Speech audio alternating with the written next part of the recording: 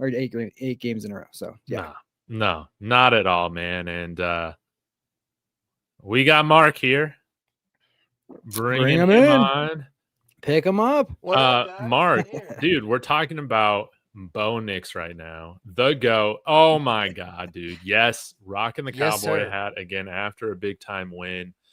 Got to hear your thoughts. We're starting with Bo Nix. Jeremy pointed out, man, just the offensive operation leading to him being more calm at the line, being under center a little bit more. Like these things really help. What did you make of his performance? And yeah. No, I thought he was phenomenal, man. I think it was one of the best games he's played. Just from a standpoint of like the command he has of the offense, which I'm not surprised about. And what I loved about it the most was, and surprisingly, Tony Romo, in the middle, he found a little bit of time, in all of like the unbelievable amount of love and just like stroking of the Mahomes ego that he was doing the entire game. To point out something that makes a lot of sense, like when the play comes in and he's got, 10 to 15 seconds by the time he gets to the line of scrimmage, everything's more calm. He's more calm. And it was so evident, even going back and watching it, like his footwork was so much better. His eyes were matching his feet. Like he wasn't rattled. And he was amazing, deathly accurate, super clutch, things that you can't teach. So I thought he was phenomenal, man. I thought it was a great game. And you can make the argument he's played Mahomes twice in his career and he's outplayed him both times. So that's pretty good. Pretty damn good. He absolutely has, man. And to me, man, it's been funny to see all these Chiefs fans saying Bo Nix sucks. This team sucks. Because, again, I think that we're built in very similar ways. And, hey, this might not be the Mahomes that you got maybe, 3-4 years ago or so. This is a team that can win ugly or that can win tough defensive matchups. But I did want to give Bo Nix huge props on this. A lot of people don't realize this. Pat Mahomes, the guy with the arm, right? The guy who can make every throw. 1 of 6 from over 20 yards for throws over 20 yards. Bo Nix was 5 of 8. He was 5 of 8 from deep. We've needed that. Once we get Jalen Waddle, man, it's going to be game over for the NFL instead of Troy Franklin. But, hey, Troy came up in the second half with some huge catches as well. And it was great to see. But, man, I love this team. I love Bo Nix. How can you root against a guy like Bo Nix? 9 game-winning drives, guys, already in his career. 9 game-winning drives. You know what I have to say about Patrick Mahomes' stats? The guy is regressing. He has to be. He has to be. If you're overthrowing people and you're that inaccurate deep, you're regressing. I mean, I'm sorry. That's what it is. I'm sorry. And that was always the weird narrative. Like, I was like, dude, there's a lot of things to be critical of Bo this year. Like, I think there really were some things to be critical for, but people worried about like the deep balls. I'm like, guys, you don't realize, like, there's so many NFL quarterbacks that miss on deep shots all the time. I know. In fact, Mahomes is always like he's missing on deep balls way more often than he's not. The thing is that people remember the big ones that he hits. Yeah. Right. I mean, it's just a common thing. Like Steph Curry misses a lot of threes. People don't realize that. But then when he starts to hit 3 or 4 in a row, all of a sudden they forget about it. So there was some things that I was concerned with and thought he needed to clean up, but I wasn't worried about the deep ball throws. I mean, he's shown that he can do that. Yeah, man. Yeah. But I have wondered because you kept Mahomes in the pocket. Granted, he was scrambling when he threw that interception to Jaquan, right? McMillan. But I'm wondering, man, like if he's going to start to scramble less and run less, I really wonder how. I think he's going to have to make some adjustments to his game going into his 30s, man, because you even heard Chiefs guys say it on their podcast. He might need to evaluate it because I don't know if you can still be playing the same game you were playing at 26 as you are now going into your 30s, man. He had some throws in that game yesterday. That and what should have been the pick 6 to Jahdae Barron, dude. I was just shocked that he would even attempt those throws. Yeah. I don't even know what he was doing. He like lobbed. The first one that was called back was literally just like a lob. It was like, here you go, Oh, yeah. with No, nobody but Jaquan. It was really weird. I Yeah, I mean, went. and, Yeah. and that's why for me, sorry, No, you're good. that's why for me, like I feel like we've harped on it quite a bit, but like I love the fact that Sean is kind of telling Bo, like he's almost forcing him to not always use his legs, and like you don't want to make him not use his legs to not be productive, but it's like he knows that. Listen, the sooner that you're a really, really good pocket passer, the better it is in general. Because then, regardless of the state of your health, where your body's at, how old you are later on in your career, like you always want to be able to beat people in the pocket. That's why I feel like Tom Brady, all he did was get better as he got older, and Peyton Manning too, because they just became deathly from the pocket. Yep. And it's a really good point. I mean, I think Mahomes is still really good from the pocket, but you can see that teams are trying to eliminate him him extending drives with his legs. And, he's definitely not the same as he's been the last few years, especially with, no run game and not really the best weapons anymore. And not getting every call known to man. He got plenty of calls yesterday, but like, let's be honest, how many Super Bowls do they win if they don't have the refs as their like secret ingredient? I don't think any. I swear to God. So I don't think any. Yeah. Doesn't mean he's not a great quarterback, but I don't think he's winning any. But just go back to what makes Bo so how well he played yesterday and why Bo figured out how to beat man. Okay, that was why we started to see him second half of last season. He was excellent, right? So this season and on some of these games, they've gone, okay, we're going to play more zone on him. And because he had been missing deep shots, they weren't respecting that as much. Well, yesterday, what happened? So he was having to beat people with their legs, especially in man, because it's like, oh crap, he can beat us throwing in man and he can scramble in man. Now we're going to sit back. We're going to take away. We're going to play zones. We're going to take stuff away that way where he's going to scramble and see if he can beat us just with his arm. And he had been close, but had struggled a little bit. Yesterday, he hits Franklin early in that game on a go ball. He hit Bryant on a corner route. He hit a couple deep shots that was like, oh shoot, they have to back up. And that team, they ran some zone that they cleared out. And remember that one throw he made to Cortland Sutton on that first drive? I felt like we hadn't done well starting any game this season on our first offensive drive. And us taking a penalty early and then overcoming that and going down and getting that field goal, especially that throw to Cortland where he did a dig and we sent Bryant through the middle of the field to kind of clear it out. And then he hit Cortland on a dig on a third down. That was like a deep, like that told them, okay, he can do that. Like he can beat us that way too. And I think it just opened up a lot more things. He was on the money yesterday. There was a couple of drops as usual, penalties overcoming penalties. Me and Mark said this yesterday. It felt like we just now are just building in getting jobbed by the refs. Like that's just a built-in factor of the game. It's like weather, you know what I mean? Like it's going to be raining regardless. So like just deal with it. And I think this team is why the mental toughness of this team is so good is because we don't crack when it's 2nd and 15 or 3rd and 15. I mean, even in that drive to win the football game, it was 2 third downs that he had to complete. And then that 2nd and 8 that he hit to Franklin to basically put us in field goal position. But that 3rd and 15, the moment he hit that, you can see the body language of the entire Kansas City Chiefs team. They were just like, it's deflating. He's going to do it. And that's the belief that our team has, is that it's fourth quarter Bo time. And you can say whatever you want about other quarters or how he's played or whatever. He's going to do it when he needs to do it. He didn't get rattled. That was not right wide open. If you go look at that route, Cortland has to see he's scrambling, and he didn't just take off running. Because if he would have taken off running, he's probably not going to get 15 yards. He took off running to evade the rush, but he kept his eyes downfield. And then as soon as he saw Cortland kind of go into scramble mode, he does that throw on the run, like jump throw. And it was like, you could just see the Chiefs. You could see one of the Chiefs coaches super upset. And it was just like, they know what's coming, and there's nothing you can do to stop it. Mm-hmm. Mark, did you have any thoughts on that?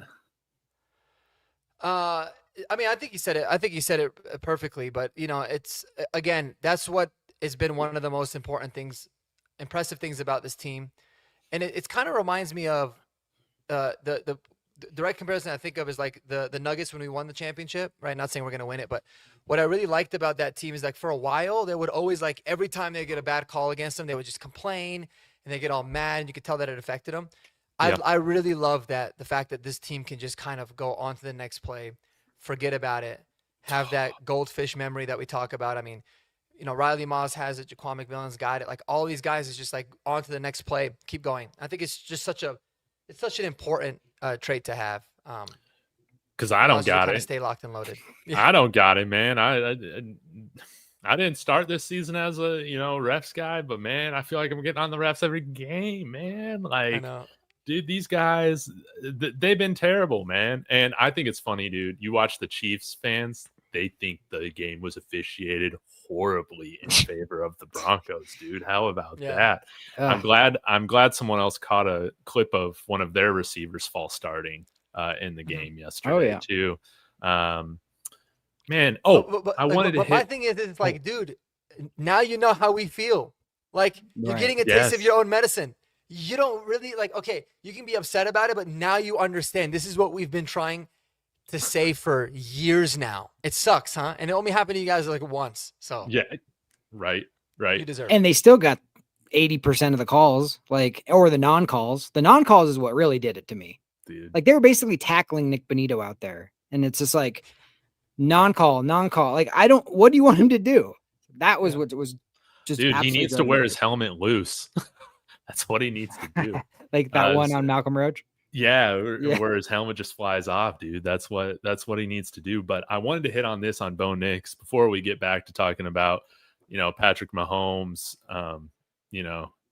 fading into irrelevancy, right? But I thought the Chiefs' game plan, it made sense.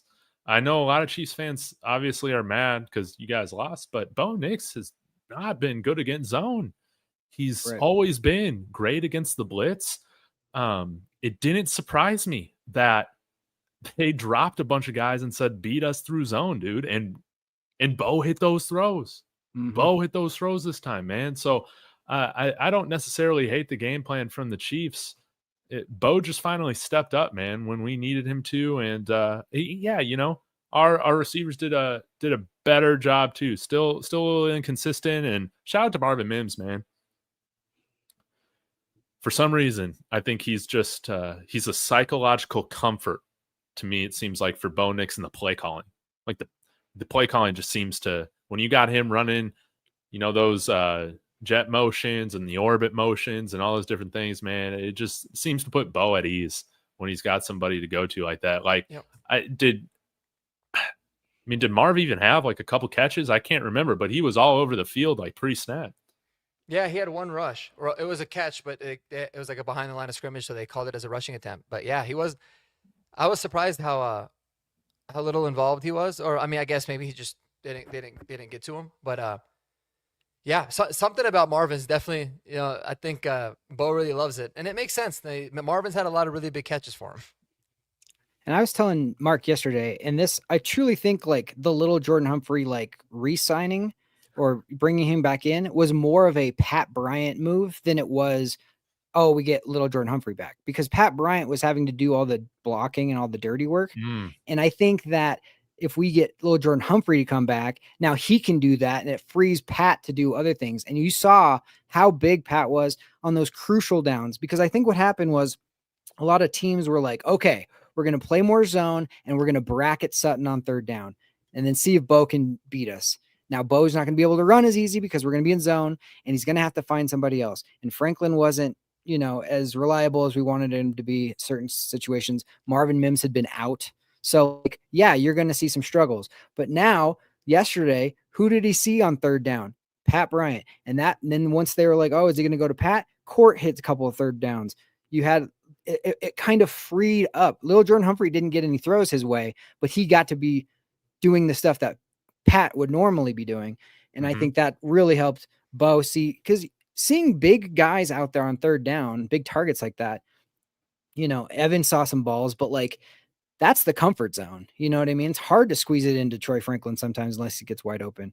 So though that was, I think, a big move for Pat Bryant, because I think he's coming along and he's going to, once Pat kind of establishes himself, that's where you're going to really start to see this offense get into the next mode, because you can't just double Cortland and then just, think that's going to stop him. So now, Mark, man, again, you might have been the first guy to drop it in the Discord. I like Pat Bryant, man. Of course, you defended the pick when he was selected in the 3rd round. I think the stat right now is 15 receptions, 13 of them have gone for first downs. Is it time? Is it time we see more Pat Bryant incorporated into this offense? What'd you make of his 5 catches, 4 first downs yesterday? No, 1,000%, 1,000%. And Jeremy made a really good point in the post game. He brought it up again, like in terms of what little Jordan Humphrey does. And I think it showed. Like he had 6 targets, and you look at him like he's catches like 90 to 95% of the targets that are thrown his way. But dude, I'm not gonna lie, I had no idea that prior to this game, Pat Bryant only had 10 catches. I don't know why I thought it was so much more. And because they mentioned it on the broadcast, they're like, he already has 5 targets, and that's half of his entire season total. And I'm like, these guys are on crack. And I'm like, holy shit, they were actually correct. Yeah, but I mean, I think it's like 1 catch a game.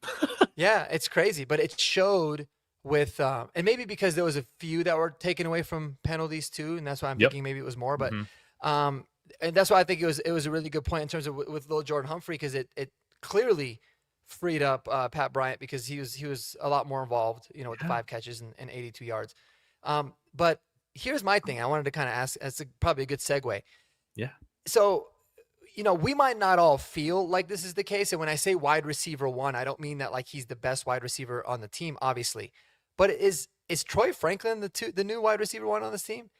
He's currently leading them in targets, leading them in catches, and I think he's tied or leading for touchdowns. So, listen, I think Sutton is definitely a better receiver, especially at this point still, even though I really like what I'm seeing from Franklin. But that's kind of what the numbers show. Or do you feel like it's, hey, we got more guys that we can just distribute the ball to, and whoever goes with the hot hand? Well, they're doubling Sutton, and that's opening up Franklin. That's why. If they were doubling Franklin, then Sutton would be getting all the balls. Because I just feel like last year, I remember, and obviously Franklin wasn't nearly as good, and we had Vele and all that. But like last year, Courtland Sutton would dominate the targets and the receptions. Like it was by a long shot. And that's kind of what Sean Payton's history is of doing that. But it's pretty crazy that like through the first now 11 games of the season, I mean, Franklin has 46 catches, Sutton has 45, and he has 7 more targets than Sutton does. So I'll say this, man. Static saying absolutely not. I kind of agree with Static on this. I don't know if it's best for our offense that Troy Franklin is like leading our team in targets right now. Maybe I think I had something starred here. Nope. I thought I did, but someone mentioned in the comments how maybe Sean is trying to get Bo to like not rely on locking on to Courtland Sutton as much. And I mean, I guess that would make sense, but Courtland Sutton's still the best wide receiver on this team. I would still like to see him get some more targets. Now, maybe, again, I'll let the smarter football people comment on this, being you guys, but are the 4 deep shots I think we took, or 5 deep shots we took with Troy Franklin, does that help keep the defense on edge enough to where it opens stuff up for Pat Bryant and Courtland Sutton and Evan Ingram? I mean, I really loved how the ball was distributed in the pass game yesterday. Yeah. I mean, think about basketball wise. Like that's what I played growing up. If a guy's just hitting all his threes, then somebody's going to come up and start D'ing him up in front of the 3-point line, right? Because they're not just going to give him open looks because he's hitting everything. So that's when you need to start taking it to the hole and that's going to scoot people back. I mean, it's like a punch. It's like a boxer. If you hit to the body, they're going to drop their gloves at a certain point, and then you can hit them in the head. They're taking away Sutton right now. We have to beat them on the other stuff. Then once they're going to have to adjust at a certain point, or else they're just going to get killed on that, and it's going to open it back up. But I think he relied so much on Sutton last year that teams were like, okay, don't let Sutton beat us. Double Sutton, play zone, and if he beats us, he beats us. And what would happen was he would take a little while to get going, and then he would beat them in the fourth quarter when it mattered. But you play the way you played yesterday, you're hitting Troy Franklin on go balls. You're hitting Pat Bryant on corner routes. You get the running backs involved underneath. You hit Marvin Mims on something. Then all of a sudden, oh, Cortland Sutton's back. You know what I mean? And that seemed like what it was. So that's how you're going to have to do it. Mm-hmm. Yeah, that's a really good question, though, Mark. Man, dude, imagine maybe Troy Franklin would have reached 1,000 yards this year if he just got better at those contested catches, man. Because if he can come down with, like, I feel like he can do it in the red zone. He's come down with some pretty good catches, some in traffic.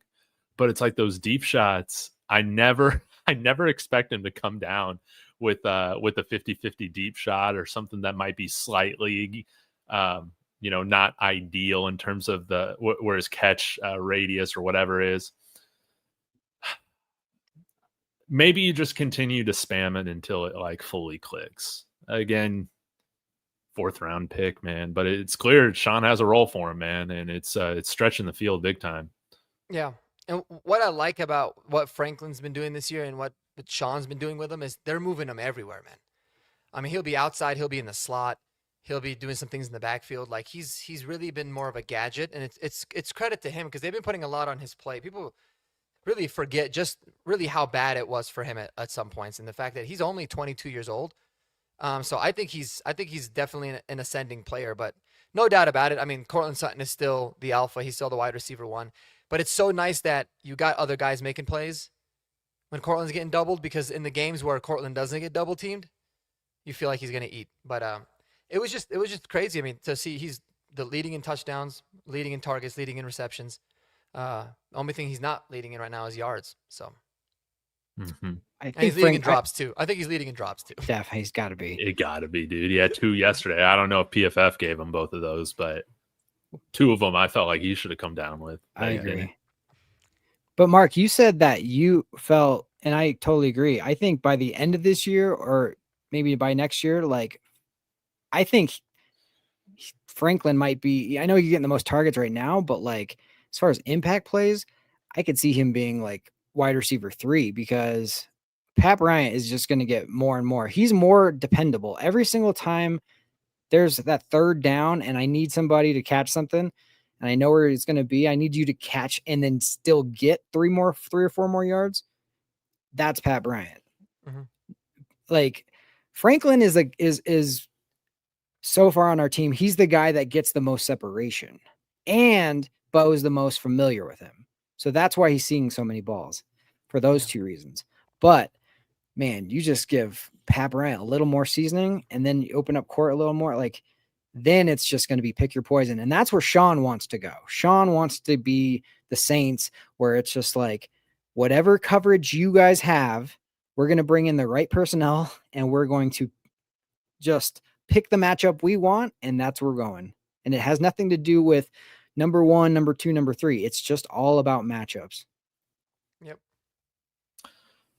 If he can just become Kenny Stills, man, I feel like our offense is going to be humming. There were a couple. The way he broke press, man. That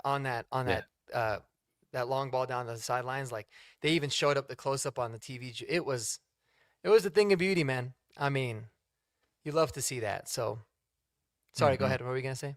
Oh, I did want to read this for people just listening, but I really like this comment from Seth Lloyd, and Jeremy echoed some of this, but Franklin's super young. The thing is, he's elite at getting open.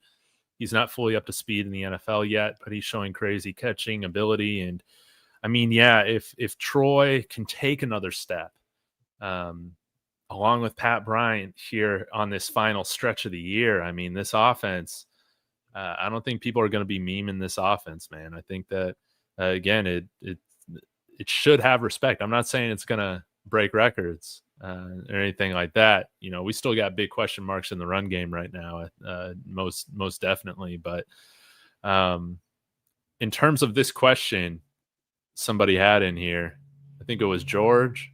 No, Rodney. You know, do you think it was wise to move on from Vele? I do.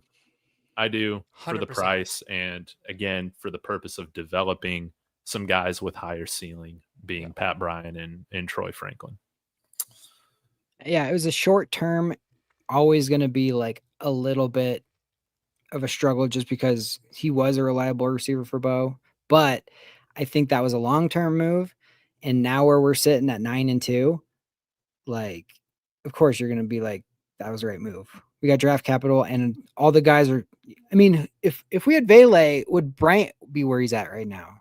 You know, like he'd be one more step down the depth chart. And now he's just coming into his own right at the right time. And yeah, we could talk about Igbuka or Tedero McMillan, all these people we wanted from the draft. It didn't happen, but you know what? Like we got Jahdae Barron and he played really well yesterday. I felt like he learned some stuff that why Kelsey, even as an old man, can still get open.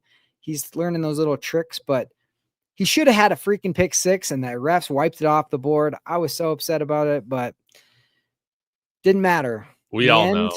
We all know. Yeah.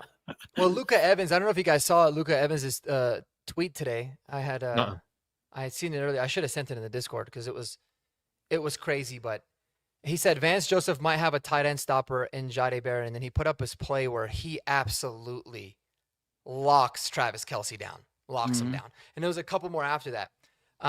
So yeah, he got beat on that one play. He's like pretty upset with himself, but man, he's like the physicality that he showed.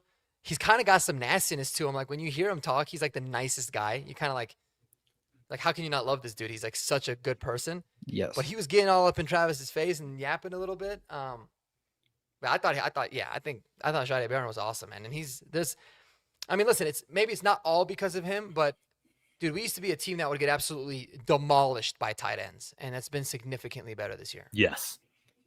Absolutely. And the one thing I noticed so much rewatching that game was even when they threw to Jahdae's side, but it wasn't his man, he was so fast at dropping his receiver and then going up and making a tackle and aggressively coming up the field and making a tackle, where like people like Singleton, some other people, they just kind of plant themselves and wait for the receiver to run to them.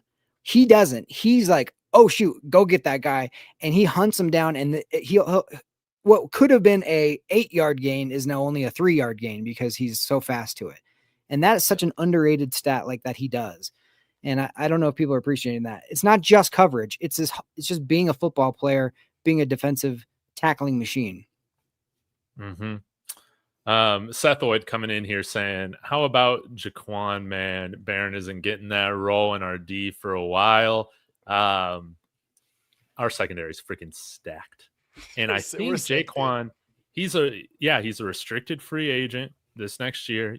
We talked about this on with Mike and Zach, but yeah, you can throw a 2nd-round tender on him, which I think you do. And I just love it, man. We were missing PS2 and we held the Chiefs to 19 points, man. It was with 150 penalty yards. So without PS2, a team hasn't scored 20 on us.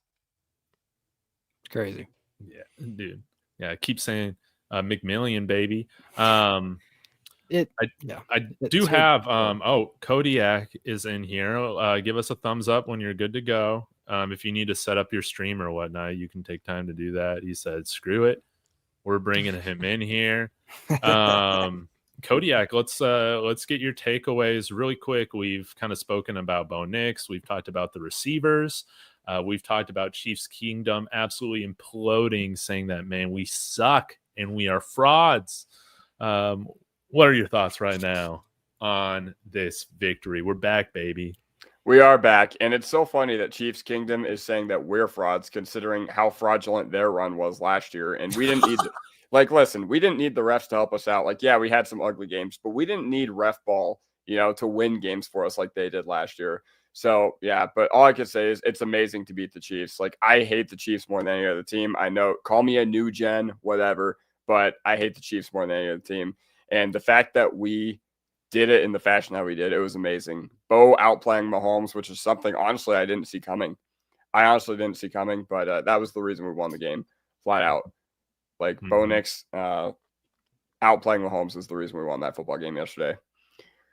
Dude, well said, man. Well said. Bo Nix, and I love it. 5 of 8 from deep. And I got to ask you guys this question, and then maybe we can get into some other unsung heroes of the game, because I know that we've kind of mentioned a lot of members on the team, and then get to hold your horses or giddy up. But this run game, what did you guys make of it? Do you want to see a signing happen tomorrow? And yeah, maybe even piggyback on Ronnie's question too. You think we can beat him at Arrowhead?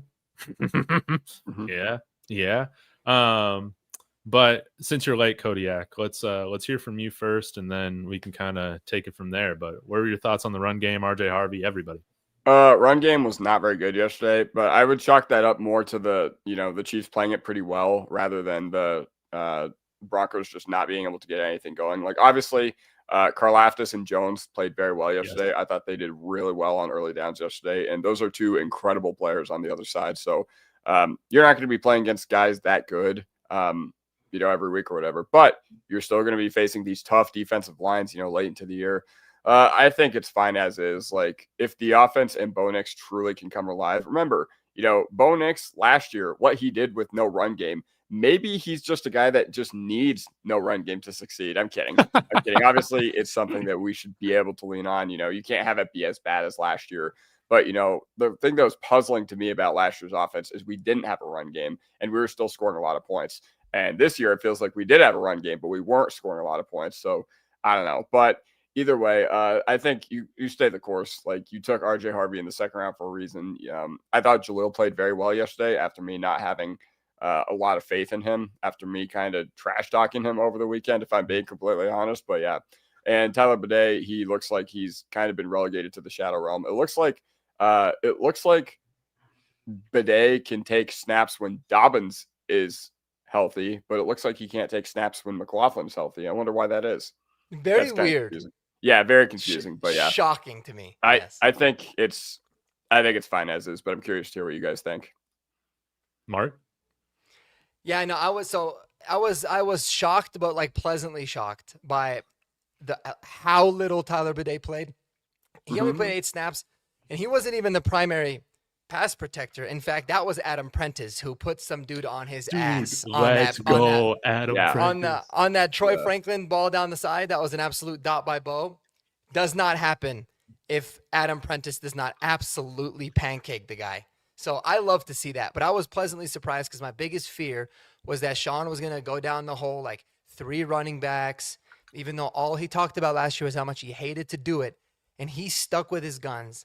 And you knew that Jaleel was going to be a big part of it because he was brought up completely unprompted in the presser. I think it was on Wednesday.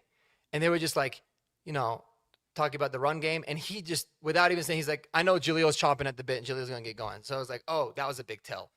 But pleasantly surprised that they rolled with just Harvey and McLaughlin. It wasn't the prettiest game. They only had 21 carries, really 17 between the 2 main guys. But for some reason, I came out of that game saying, you know what? I want them to get a full chance. I don't want to worry about bringing somebody else. And you want to bring someone on the practice squad, like, break glass in case of emergency, fine. But let's roll with RJ Harvey and Jaleel McLaughlin and give Adam Prentice some carries too, man, because that block was a thing of beauty. Dude, and he's been nice in the pass game. I think, did he have a couple catches yesterday? He also had a couple tackles, I want to say, on special teams, dude. Adam Prentice is like one of my unsung heroes now of like the season, man. He has been impressive. And yeah, maybe you give him a few more carries, maybe not out of shotgun, but maybe he can be our own Mike Allstott. But yeah, so sorry for interrupting. Jeremy, man, what do you think we do with this running back situation? Yeah, I think the stats kind of didn't show the full scope of that. I felt like we ran the ball better than the stats looked. I know there was definitely a few plays that we got tackled in the backfield or whatever, but for the most part, I thought RJ and Jaleel ran hard. That touchdown run was just that one play encapsulated this season for the Chiefs and for the Denver Broncos. It was a matter of two teams going, toe to toe and saying who wants it more. And it was the Broncos. It was a tug of war that we were not going to lose. And Jaleel just happened to be up in the air in the middle of it. And it was just like, we are not going to lose to you guys. We're not afraid of you. Bo Nix had the best line in the post game saying, some people say, if you're scared, go to church. Ain't nobody scared on the Denver Broncos about the Kansas City Chiefs. That's been proven a couple years ago. That was proven last year. It's been proven yesterday. So I just like the fact that I think they ran a lot harder than it looked. Prentice, we talked about it. I felt like he was going to be in the pass pro, and man, if he's back there, I trust him because that one block was just insane. Sick. It was like a bouncer from a club. He stood over him too. He hit him with the Ed McCaffrey like point almost. It was dope. I loved how hard the guys ran, man. And I know, again, they're not thumpers, dude. They're not bruisers. But Jaleel came in and ran hard. And, RJ, I was surprised in some of his short yardage as well, man. Again, it's not going to show up on the stat sheet. But I was as impressed as you could be with the run game that did not perform well against the Chiefs. But I will say this, man. Yeah, absolutely sign somebody to the practice squad. That's what I want to do. That way you're not tied to any of these guys on the 53 straight up from the get-go. That's not how it happens with running backs pretty much anyway. So please, for the love of God, sign a veteran running back to the practice squad this week. Dude, if we have one of our other guys go down, dude, we are in serious trouble. Dude, we are we might be one hit away from Deuce Vaughn seeing the field. Now, not to say Deuce Vaughn sucks. I love Deuce. Yeah. But Deuce Vaughn has some limitations. But maybe he can become our Darren Sproles with enough practice. We'll have to see. And guys, I totally forgot yesterday to shout out Frank Crum, man. Absolutely. How about that, man? With same distance, a 35-yard field goal too at the end of the game, and this time we blocked correctly. But Frank Crum, dude, he kind of changed the momentum a little bit because he changed the calculus. We could settle for a field goal there at the end. Any other thoughts on Frank Crum and kind of how he changed the whole game blocking that thing? I told Mark yesterday, it felt like the Giants game of course we got a freaking phantom DPI on Riley Moss, as of course we will. That should be like the other team's game plan at this point. If it's third and long, it is. Just heave it towards Riley Moss. It is their game. Make some bull crap up, get the first down. That's Anyways, the Giants score a touchdown. Jackson Dart punches it in. There's 30-some seconds left, but then they miss that extra point. And all of a sudden, they went from being like, ooh, look at us, we just took the lead, to, oh, no, something bad's about to happen. And when Frank Crum made that play and kept it a 3-point game instead of a 4-point game, now you only need a field goal to tie it up instead of a touchdown, I felt the same exact feeling of y'all just messed up. Like you made a mistake. We're going to capitalize on that. It's going to come back to haunt you. And the other guy that we have not shouted out, and honestly, like besides Bo Nix, player of the freaking game, big nuts Lutz, with Big Willie style, dude, that 54-yarder was so clutch. I mean, the game winner was clutch, but that one should be, right? It's down the middle. But that 54-yarder, after they screwed up on the call right before that should have made it like a 51-yarder or whatever.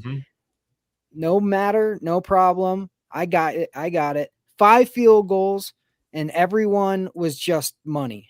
Like Sean Payton, it's just like we've talked about this before, but the fact that he had a different kicker every single year to start out his tenure as a head coach, and then as soon as he finds Will Lutz, he's like, "This is my dude," and it's that belief in your players that they want to perform for you. I mean, I feel like last week or 2 weeks ago against Houston, when he's yelling, "Will, right through," and then he gives him that little smirk, and I was like, no other coach is yelling at their freaking kicker right before the biggest kick of the game and just joking around with him, except for Sean Payton and Will Lutz, because they just have that bond to him.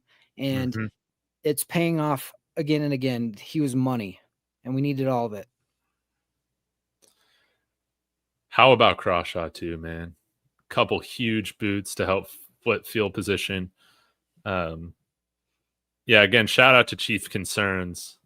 I really enjoyed their post game shows. But yeah, they'll talk about how this team is just so much more talented, than the Broncos or their team. But man, when I'm looking at their special teams, dude, Marvin Mims, Jeremy Crawshaw, Will Lutz, you don't get a better trifecta than that, really, man. And special teams was a huge factor. And I think we talked about this last week, how we needed a plus impact from special teams in order to have a win. And they just came up huge in so many ways, man. Bought us some points for sure. Yeah. What's crazy from 2017 to 2022, whenever we would struggle against the Chiefs, I feel like special teams was always a big part of that. I feel like our special teams was just thoroughly outcoached. Brocco Levo, Tom McMahon, just all Dwayne Stukes, all those horrible special teams coordinators. They were all so bad.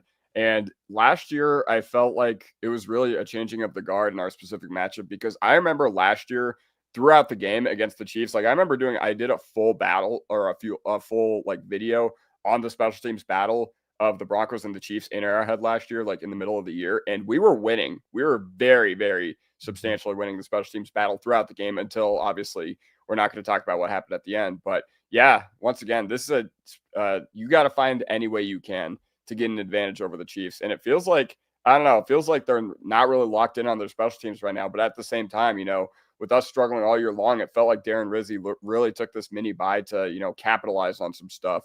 And yeah, I don't know. I sent it to you guys in the Discord. I said Alex Forsyth played on field goal protection yesterday, and talk about a redemption story.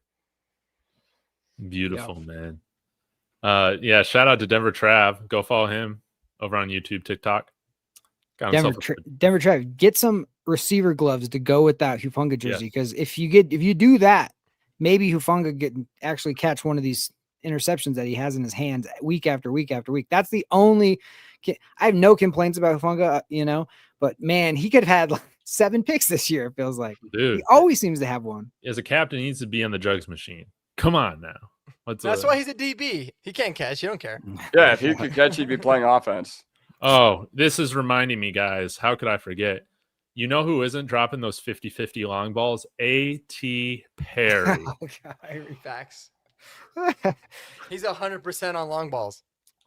Dude, exactly, dude. Get A.T. Perry in this game. Come on, Sean Payton. Who's the first of you guys to get the A.T. Perry jersey? The bootleg. It's got to happen. Dude, if he catches a touchdown, dude, yeah, I'm definitely getting You're going to do it? All right. Which, by the way, really quick, got a segue before we get into first off, do we have any more unsung heroes before we get into Hold Your Horses or Giddy Up? I got Chris Abrams drained, dude. I just felt like he played a really good game. They shut down Rashee Rice, Hollywood Brown, freaking Thornton. Like, they just were quiet. The whole defensive backfield was really good. And Sean, Vance, and Rizzi just outcoached Kansas City. They all just were nails yesterday. So yeah, those are mine. Oh, and Bo Nix's DB skills, because that was was a horrible play. Dude, and never. Bo Nix was like, "Nope, I'm not letting you." Dude, I expected a lot more out of Harvey. Now Paul wants to see more wildcat throws. I think I'm about done seeing RJ Harvey throw the ball after he threw that duck, man. That could have been a pick six. It was one of those where you're like, oh, he used to be a quarterback. Now I understand why the word used isn't. Yeah, he's 5'8", dude. Yeah, he was like quarterback. But it's not just because he's 5'8". I think it's 5'8" because he has to. He can't see over the line, so he just hucked it up. Yeah, but that one was like, it looks like it's been a while since he's thrown a ball. Yeah, man. I love Bo. Did they give Bo a PBU on that? Let's see. They should have. I loved him like the post game. He was just like, yeah, it was way more open in practice. But as soon as he threw it up, I was like, all right, I got to make sure they don't catch this. But when he threw it, I was like, oh no, don't. Like the fact that Cortland, we said this yesterday, but the fact that Cortland didn't throw the one that he had the chance to throw, that's the first time I've seen a receiver actually have a little bit of like discipline. Any other time, it's like, I'm throwing this no matter what happens. Double coverage doesn't matter. And I proved it yesterday. Dude, I'll need to verify this, George. He's saying Troy has the lowest drop rate of Broncos receivers. Wonder if that's true, dude. Dude, we got some biased people over at PFF or whoever's charting that, man. I don't believe that one bit, but who knows? We thought Pat Bryant had more than 10 catches coming into this week. I can look it up. I was actually on PFF just now. Okay. Well, while you're looking that up, let me go ahead and plug Kalshi really quick because we're going to get into, some fun hypotheticals. Kalshi's been kind enough to sponsor the channel. Use code DTB for a $10 bonus when you get signed up and start playing. And hey, right now, guys, I threw a little bit of money earlier on today on the Broncos winning this division, dude. At they're at 77% right now. So that's fantastic. Again, shout out to Kalshi.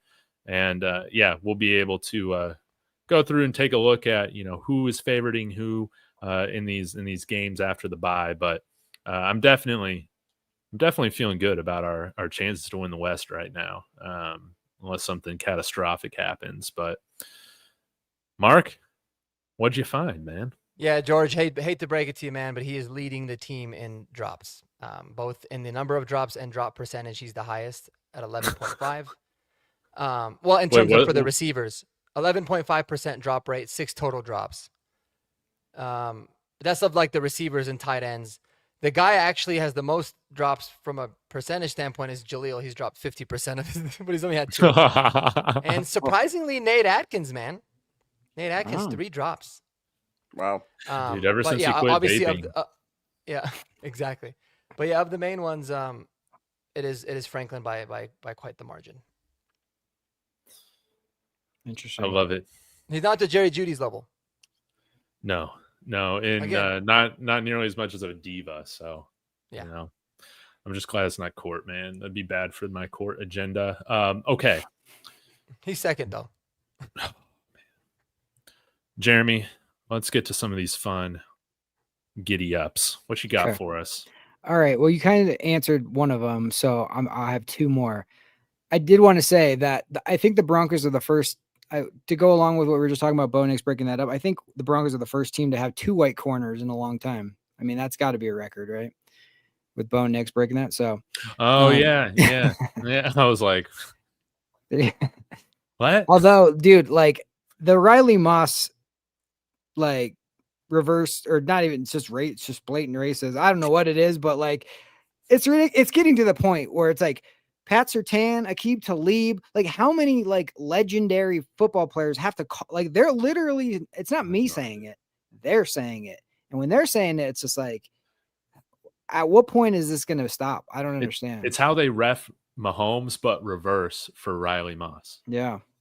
It's crazy. I'll say this. I mean, I think he's built that reputation. So he is getting like bad reputation calls, but he also does like a lot of it is like, dude, you just didn't have to do that though. Like why make it a decision for the refs? But certainly there's a little bit of targeting. I mean, like, come on, that holding call or whatever it was, or what was it? Illegal contact. Illegal contact. That gave me PTSD to last year when, remember, the Chiefs got a phantom illegal contact when we sacked them on 4th down. It was their only touchdown of the game. That gave me PTSD. That reminded me of that. And I was like, we're really doing this again. I would like to see when that flag was pulled. Because if it was after the ball was up in the air and Barron's catching it, that's when the flag gets pulled, then it's 100%. I guarantee it was. Yeah, I guarantee it. I'm just not a fan of those calls ever being made when they're completely away from the play. Yeah, that's the thing too. And I don't mind a little hand fighting. Like I don't mind some of the non-calls the Chiefs DBs had on our guys, man. If football is a physical sport, but that was soft, dude. That was such a soft illegal contact call, man. And George is saying they were holding Troy all game. They had a hand wrapped around his waist. They did it to Evan Ingram. Yeah. And then that phantom bullcrap Palczewski hold after he like almost lost his shoe call. where he like tried to reach out and grab the guy and the guy completely like swiped his hand away, but still got called for a holding penalty. I'm like, he literally couldn't even hold. Like he was trying to put his arm out and he got swiped. Like, how is that? Like, that's the most non-hold I've ever seen. He like didn't even make contact. It was crazy, but again, 3rd and 15, doesn't matter. We'll find a way. Yeah, we'll block their field goal, block their extra point. Whatever. We'll do what we got to do. We'll keep the short memory. Okay. I'm going to, so one of my questions we covered, the giddy up or hold your horses. The Broncos running game is currently in good hands. I think we kind of went through that one. Mm-hmm. So let's go. Anybody who wants to take this, let's go. This game will prove to be the pivotal moment in the future. Future is the key word here of the AFC West.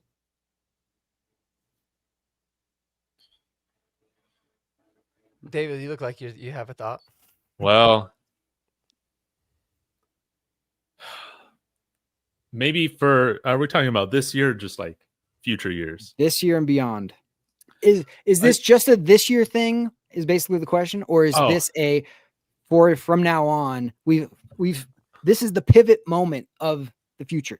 I don't think we're going to go and win 12 or 16 straight against the Chiefs. I just don't see that happening, but I see this as it now being an even playing field between the Chiefs and another team in the AFC West. If not, we have a little bit of an advantage over them right now. I absolutely see both teams holding up their end of the bargain in a real rivalry now moving forward. The Chiefs, again, I don't know where this narrative came from with so many Chiefs analysts, fans, reporters, that this offense and that this team is somehow more talented and better than some of the teams that they've had in the past. You're throwing to Tyquan Thornton and the Ghoul Kareem Hunt. Like, Hollywood Brown is not good anymore. Like, they're going to be able to reload.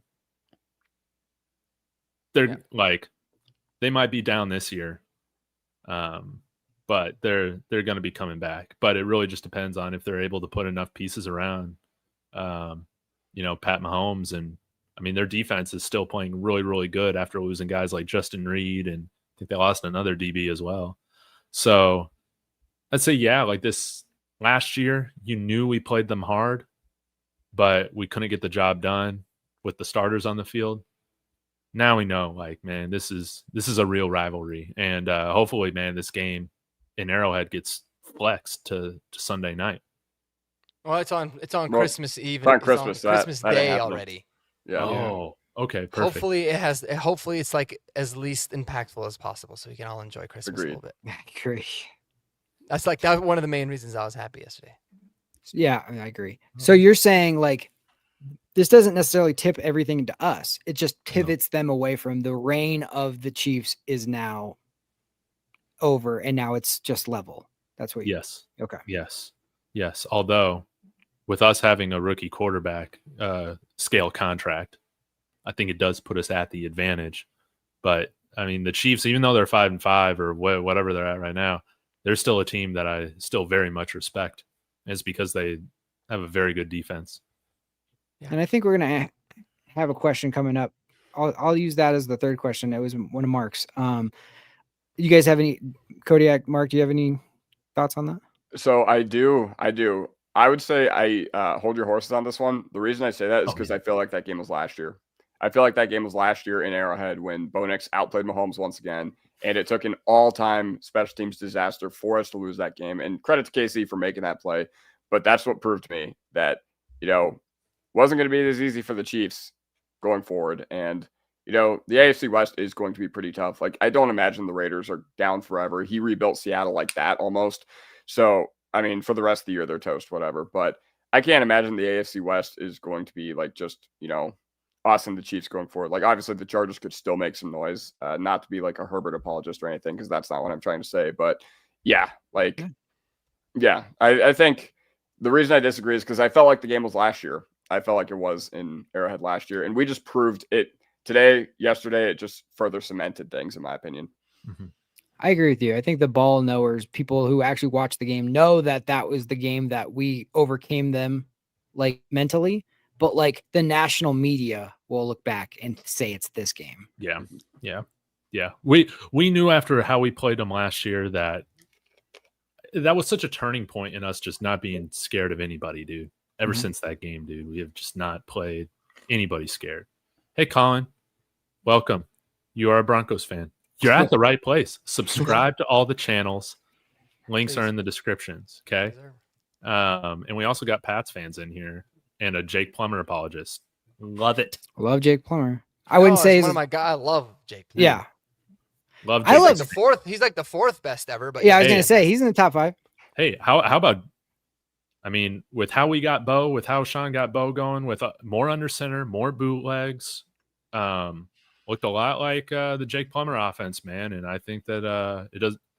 Like, we just made the game a little bit easier for Bo this game around as to what we've seen in the past. So, sorry, Mark, we didn't get your take on this. I'm kind of with Kodiak on it. I mean, I think for me, I don't look at it like it's necessarily like a changing of the guard per se. I mean, I think for me, I look at it from a fan's perspective, and now it's like you don't have this fear for the Chiefs like you used to. Like over the last few years, man, it was just like you're exhausted of the Chiefs before you even play them because you know it's just going to be an unbelievably annoying game. It's going to be so tough. I remember, I think it was like 2017. I was at the Monday night game, and dude, Von Miller was relentless. He was constantly on Patrick Mahomes' ass, and all he would do is make plays. And so it just almost felt like is this hurdle you're never going to be able to get over. Mm-hmm. And so now you kind of have, like last year it should have been that, but the fact that we actually took care of business this time, it's like, all right, now you don't necessarily fear him as much, and maybe they're not as feared around the course of the NFL, which, to be honest with you, was expected. And I expected this a lot sooner for them than it did. Mm-hmm. Like, kudos to the Chiefs for having a dynasty that lasted as long as it did. I mean, you look at the Tom Brady Patriots, they had their dynasty. Then they had 10 years where they really weren't all that good. And then they had a second dynasty because it's very tough to go through that transition. So I couldn't believe it, man. When I heard it, I was watching your live earlier, David, when some Chiefs fans were saying Andy Reid should be fired. Yeah, dude. Isn't that crazy? Or they're sick of Andy Reid. Yeah, they think the game is past him. Dude, that is the most asinine. Like I hate the Chiefs, and I would love it. I would love it if Andy Reid. I'm having a celebratory. Do it. Yeah, I agree. I would love it. But are people out of their minds? Andy Reid, Yes. if he's done so much for Kansas City, if he wanted to coach until he's 110 years old, he's coaching. I don't care if he goes 0-16. Like, he's earned that. And so that's insanity. Like, do they just forget what the hell they just did for the last, they've been in 4 championship games in a row? Dude, again, they think crazy, bro. They think he should be putting up 30 points a game with freaking Tyquan Thornton and what other wide receiver, like Zay Worthy? Like, I know he had like a big game in the playoffs, but is he really much different than Troy Franklin right now? Like, it's what we were talking about last week. Yeah, well, it was what we were talking about last week with Bo. It's like, do you guys forget the last 10 years of what we went through with the freaking carousel of quarterbacks? Like, and you're ready to bail because he had one bad game on a Thursday Night Football that he won? Like, dude, what are we doing? That's the same thing I would say to them. Like, but he just won you 9 straight. They've gone to 4 straight Super Bowls or something like that. He's been in the AFC Championship for like every single year. Mahomes, like, are you out of your mind? Like, it's insanity. Yeah, it's insanity. Like, that's the ultimate level. Like, that's the peak entitled fan right there. And they're 5-5, dude. It's not like they're like, they're 0-10 or 1-9. They can still like, make the playoffs, dude. We were 5-5 and we lost to them last year. Like, you can easily still make it in the playoffs, which I think would be a good segue into one of the next questions. Yeah, maybe. Do you got one more for us, Jeremy? Yeah, one more real quick. Okay. The Bo Nix slander has been extinguished until the postseason at the earliest. Anyone? You talking about from the local media or like from me? Yeah, just the overall noise, the local media, the national media, just the hell no, bro. If he goes out there and lays a dud against Washington, people are gonna lose their mind. Yeah, I know, man. People, not a chance. Totally agree. Hold your horses, dude. People love to hate this guy. Is it just because of his name? Is that why? Because like Bo Nix, it sounds like a. Again, is it because he wasn't that great of a quarterback as a 18-year-old at Auburn? Like, is that really what this whole thing? Do people just not like Oregon? I understand. Is that? I think it's I don't know what it is, man. I think it's just personally. I have my own it's like the Tebow thing. It's like people don't like him being like this outspoken, like religious good kid. Like something about him irritates them. I don't know what it is. Like they were like, I don't want this guy to succeed. Spiky hair? Is it spiky hair? Yeah, I can understand that. I'm sometimes the spiky hair stuff kind of bothers me a little bit. No, I think a lot of it is like Sean Payton's to blame for it though too. Oh, they like No, Sean Payton I really gassed do. him up. I just think Sean Payton is almost like said too many ignorant things. I mean, he loves K Adams, bro. He'll tell K Adams anything. But and a lot of the times too, like what he says really is taken out of context. But I think he's just put a lot of that undue pressure, and people are like, I hate Sean Payton, and he's always talking about Bo. So as a result, I hate Bo Nix too. You know. Yeah, no, George makes a great point too. I think so many people were wrong about Bo Nix going into the draft and saying that he's not a first round talent or whatever's arm strength, whatever you guys people thought. Yep. Now they are like dug in on it, and it's like I can't be wrong. It's impossible for me to be wrong about a football take. I'll be wrong. Like I wanted Vance Joseph fired after we got kicked in the nuts by Miami. I was wrong. Like he's great. Like I thought it's not that Paxton hard Lynch was to gonna just be admit good. you're wrong. Like it's fine. But like they can't let it go. I don't understand what it is. Now, Mark, we have not addressed this yet. You brought this up, talking about Indy KC. I think that this would be nice to ask the whole panel here. What you got for us? Yeah, I want to know what you guys think in the chat too, because I've seen some local people talking about like, hey, you know, it's actually in the Broncos' best interest to root for the Chiefs next week when they play against the Colts, right? Because that would make the path to the number 1 seed easier. And I think that is absolutely insane, because 100 times out of 100, I would rather go to Indy and play Daniel Jones and Shane Steichen in Indianapolis in a playoff game than have Patrick Mahomes and Andy Reid come here to Denver. Absolutely 1,000%. I'm rooting my ass off for the Colts. I am praying to God that the Chiefs do not even make the playoffs, because if we're the 2 seed and we got to play the Chiefs at the 7 seed, talk about the anxiety. No one wants to play this team. They might not be the same Chiefs as they have been for you know, the last couple years. But one thing that you do know is that in the important games and when the playoffs start, they're almost impossible to beat, man. And just go look at Patrick Mahomes' record in the playoffs. It's insane. So yeah, I don't know where that narrative's coming from. Like I'll take my chances that the Colts will lose some games down the road as Jonathan Taylor cools off, but not a chance in hell am I rooting for the Chiefs. No way. No way. Dude, Cody, that is such yeah. a lazy radio host take, in my opinion. That is like, oh, well, technically, if it's like, have you not watched football the last 9 years? Like, no.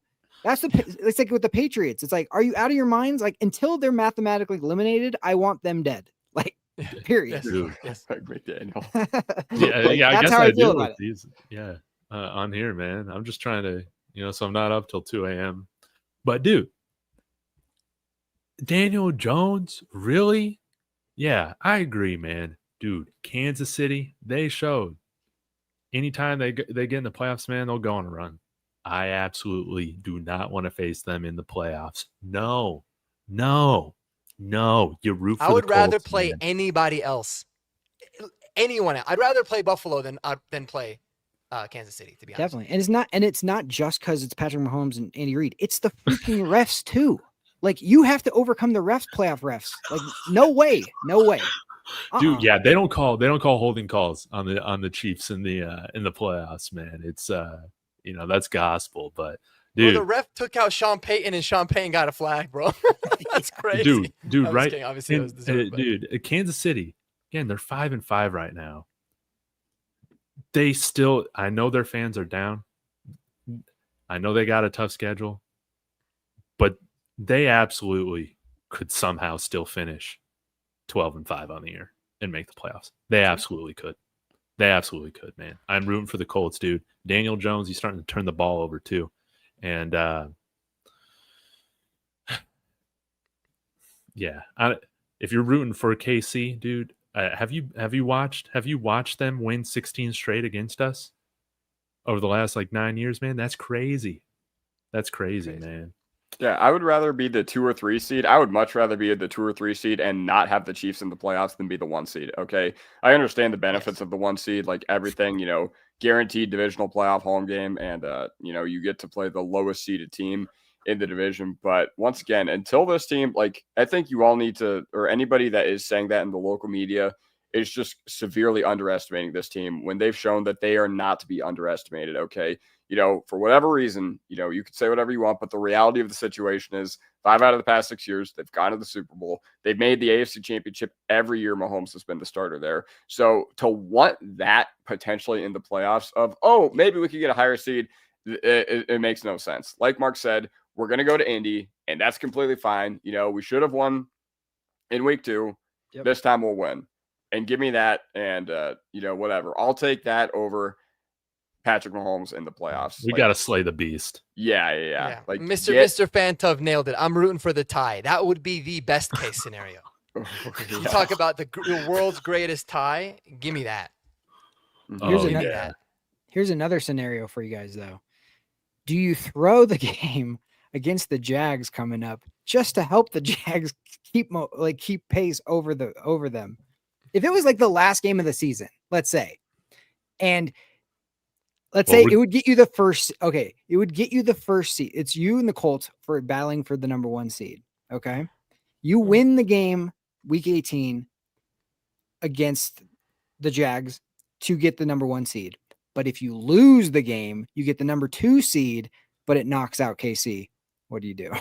I think at that point, you got to worry about yourself. Like at that point, you got to worry about you. That being said, I don't think anybody would be having any qualms because it would be so stupid if you went to if you had to go to the AFC Championship in either Gillette or Lucas Oil and they were the 1 seed and you lost a very winnable game that you probably would have won on your home turf. Like at that point, you got to worry about yourself. But I get what you're saying. I get the logic.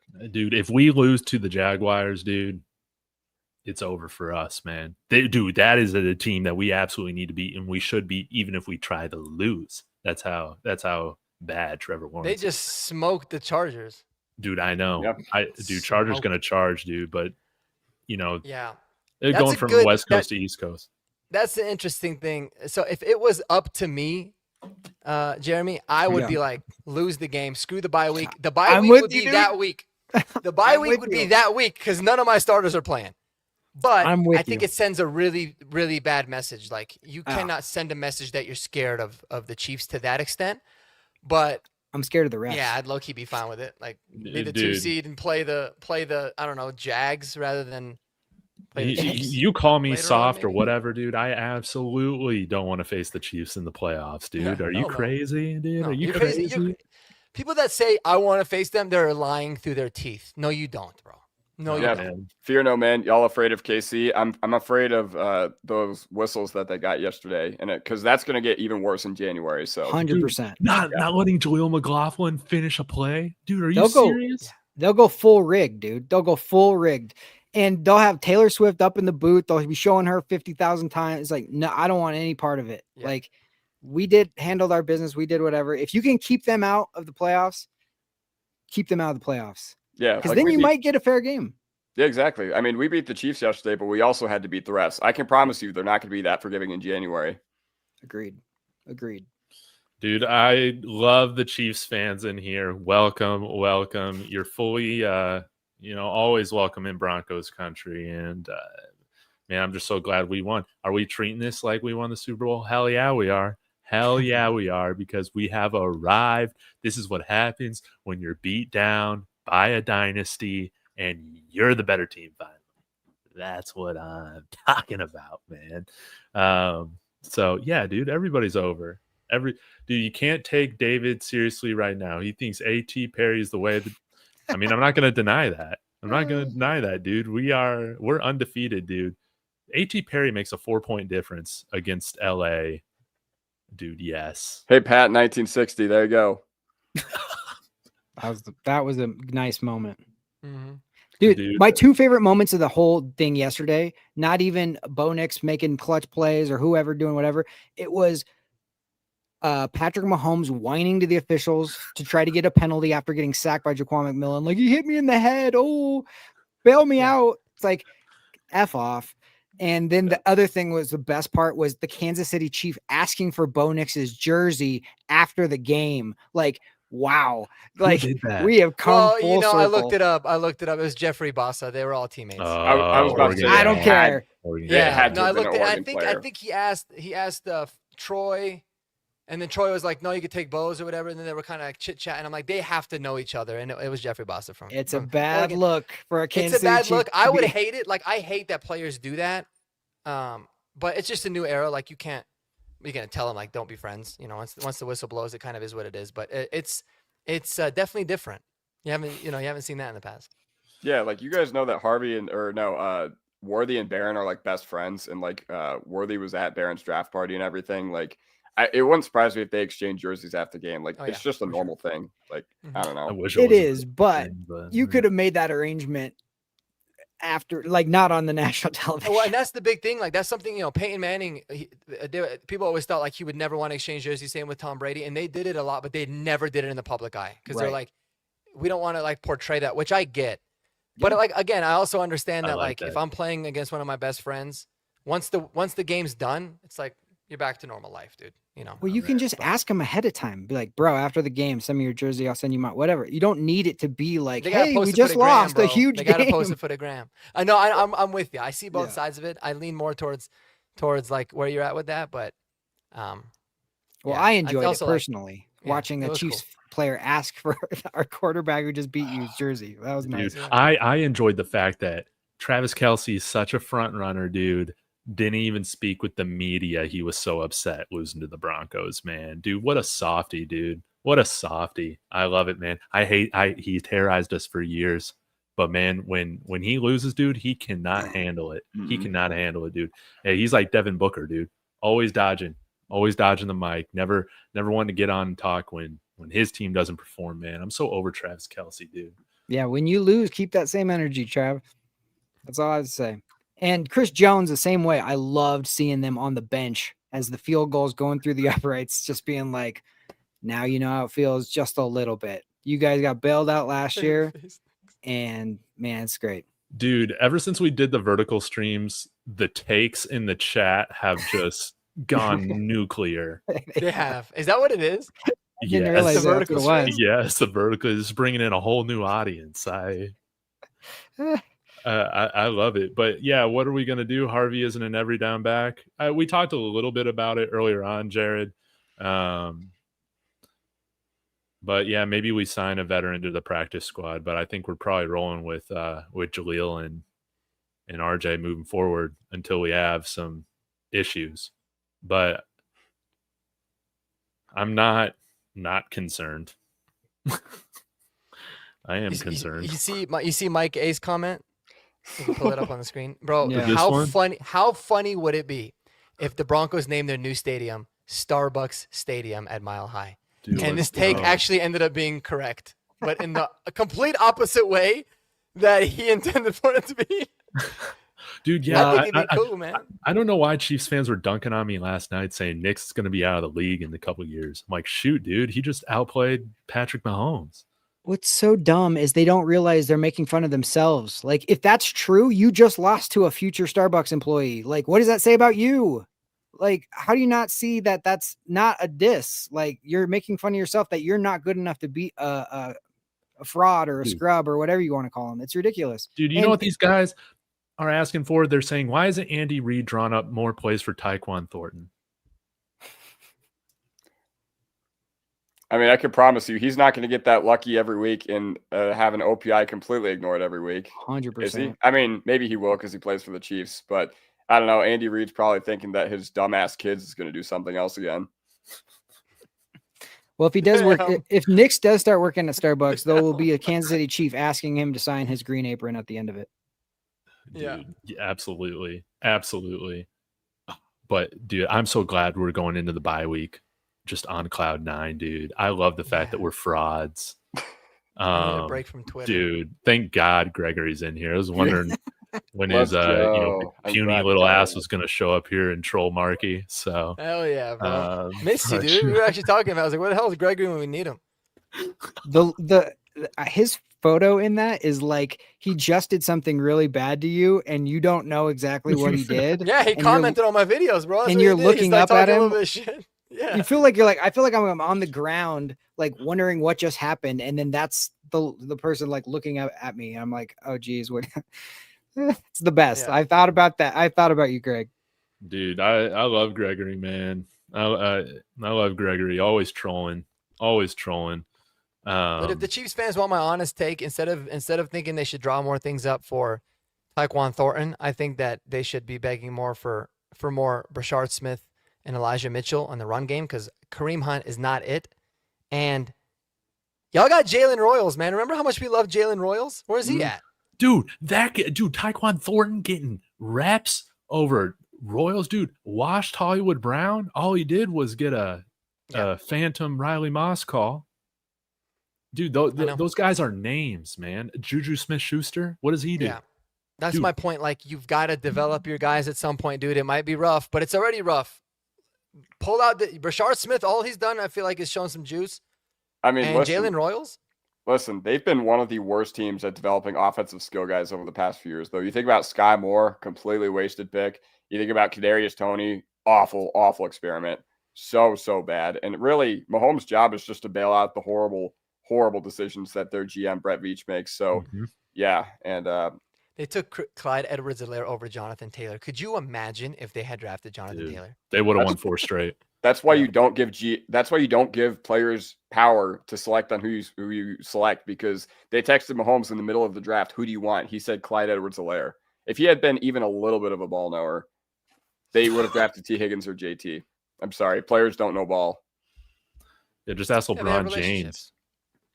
One thing I want to say, and it goes along exactly with what you're saying about the way drafting talent. When you have an organization that just sees 40 times and talent or RAS scores or whatever, then you end up missing on certain Sky Moores and all these different people. Remember Sky Moore coming out? His athletic ability was insane. But before we started, both Mark and Alex, I recapped how we got to this position of being like a powerhouse in 5 years, basically.